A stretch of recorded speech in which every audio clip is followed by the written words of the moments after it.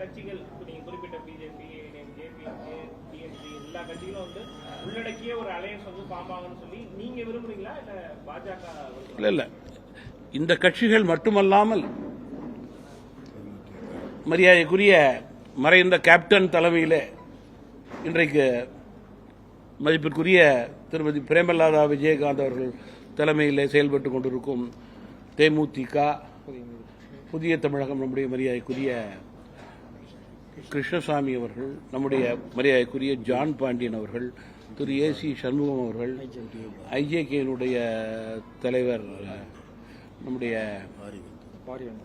பாரிவேந்தர் அவர்கள், நம்முடைய ஜெகன்மூர்த்தி போன்ற பல்வேறு முக்கிய ஒன்று ரெண்டு கட்சி நான் விட்டுருக்கலாம், பல்வேறு முக்கிய கட்சிகளுடைய தலைவர்கள்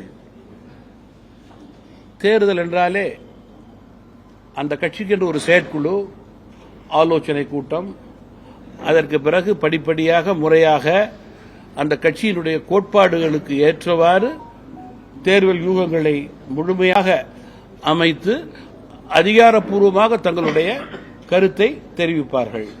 யார் யார் எந்த கட்சி எந்த கூட்டணியிலே சேருவார்கள் என்பது அவரவர் கட்சியினுடைய பொதுக்குழுவுக்கு பிறகு அந்தந்த தலைவர்கள் அதிகாரப்பூர்வமாக அறிவிக்க வேண்டும். என்னுடைய பொதுக்குழு 12ஆம் தேதினா நான் 12ஆம் தேதி பொதுக்குழு உள்ளவர்கள்ட்ட பேசுவேன்.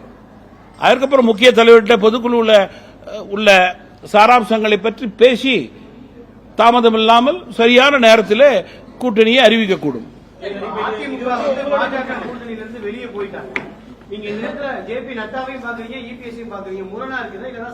இல்ல, தமாகவை பொறுத்தவரையில் நான் தான் சொல்றேன்,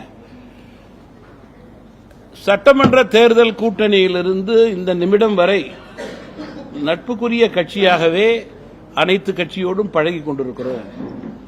அந்த ரீதியிலே இந்த தேர்தலுக்காக நான் சென்று பார்த்தேன் என்பதை விட தொடர்ந்து தலைவர்களை பார்த்துக் கொண்டிருக்கிறேன். அதிமுகவினுடைய மரியாதைக்குரிய பொதுச் செயலாளர்களை இந்த மாதத்திலேயே நான் 2வது முறை பார்க்கிறேன்.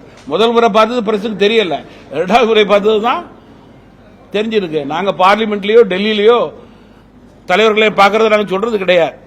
அதனால பாராளுமன்ற உறுப்பினர் என்ற காரணத்தினால் எனக்கு அதிக வாய்ப்பு இருக்கு சந்திக்கிறதுக்கு. அதனால சந்திக்கிறேன், பேசுறேன்.